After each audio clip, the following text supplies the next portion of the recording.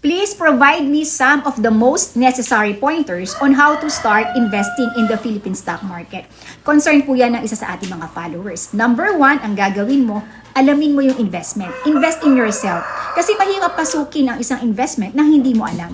Number 2, kung malaman mo na yung stock market, maghanap ka ng legit stockbroker. Legit yung links ng mga brokers na mahahanap mo.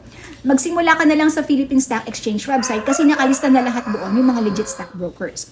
Number 3, alamin mo yung goal mo. Bakit ka mag-i-invest sa stock market? Gusto mo ba long term? Gusto mo ba yung trading?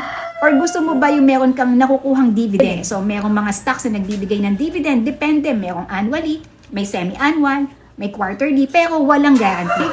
Fourth, alamin mo yung time mo to monitor the stocks. Busy ka ba? Wala kang time? Mag long-term investing ka. Kasi yun yung strategy na pwedeng simulan din ng isang beginner. Number 5 is alamin mo yung risk tolerance mo. Ang stock market, may iba't ibang risk appetite ang pwedeng investors dyan. Kung ikaw ay low risk taker, pwede ka na din mag long-term investing. At usually, ang mga ini-invest ng mga yan, mga good stocks or yung mga nasa blue chips. Para hindi ka kabahan kasi wala kang time to monitor the stocks eh. So mag-invest ka na lang sa mga good stocks. I hope I was able to give you the 5 most necessary pointers.